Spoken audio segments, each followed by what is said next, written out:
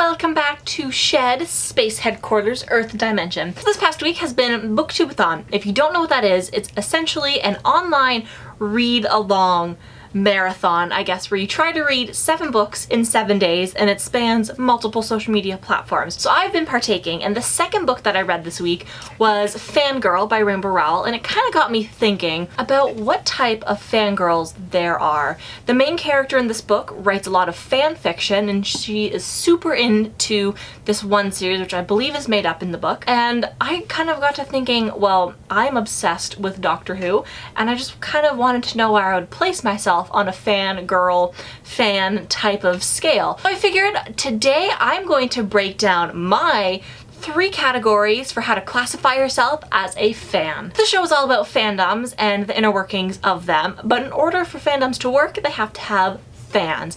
This is an age-old debate going back to the 70s, the 80s, back when there were huge debates of whether you were a Trekker or a Trekkie. I don't know which one you are. I think personally I would be a Trekkie, not a Trekker, but that is up for debate. What I've devised here are 3 different categories with 2 extra options to classify yourself as the right type of fan that you are. So the way that I'm going to explain it is like a 3-layered cake. At the base you have the fan, and Urban Dictionary describes this as a person with an interest in something or someone. That is kind of where I would classify myself with the Harry Potter fandom. I have general interests in the Harry Potter world. I've seen the movie, I have not read the books, but I enjoy watching the interviews and different things for the Harry Potter fandom. So I am a fan of it, kind of like you could be a fan of a sports team, such as the Toronto Maple Leafs, That's how much I know about hockey. The second layer of this fandom cake is the fanboy. This is somebody who is a passionate fan of all elements of geek culture. It doesn't have to be all elements. It could be sci-fi, it could be all about Star Trek, you could be all about a whole variety of things, but it is one step up from a fan because you have more of a passionate interest in what you enjoy and what you love.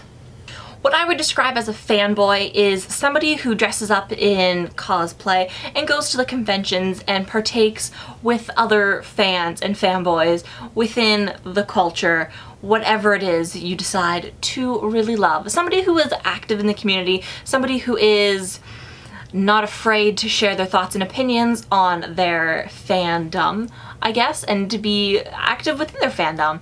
That's basically it. I would consider myself a fanboy of Doctor Who because I don't think I reached that 3rd tier.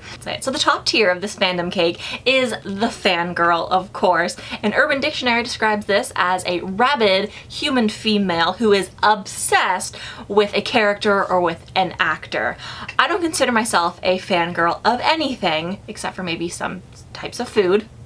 Because I don't have that much of an obsession with anything. This is the type of person that you would find on all of the forums for your fandom. Somebody who writes fan fiction, creates art based around the fandom, watches all of the episodes back to back to back, and doesn't get tired and at all bored with anything within the fandom. This is the top tier of the fandom cake because I don't think you can get any higher than this. The way that Urban Dictionary describes it as obsessed is basically what this cake layer is all about. Now the 2 little variations that I was mentioning earlier are what I like to consider. The first one is casual and the second one is more active within the fandom. So I would consider myself a casual fanboy of Sherlock.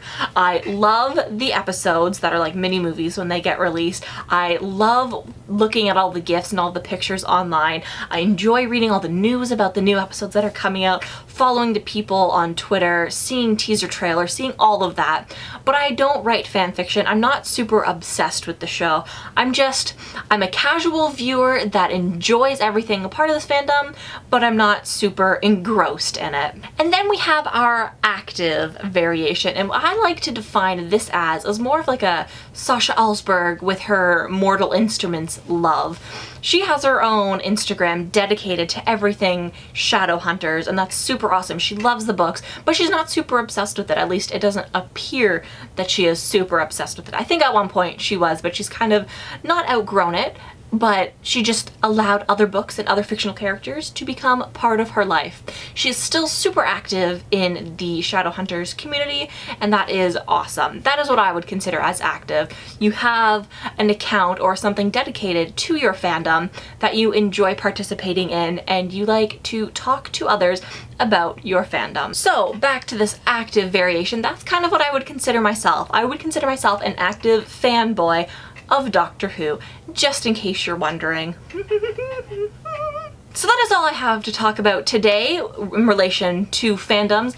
I was going to dedicate this entire episode talking about the popular news that has been happening recently, like Cena had a major wardrobe malfunction, but I decided, no, I'm not going to talk about that. I was more inspired by this book and I wanted to share my opinions with you.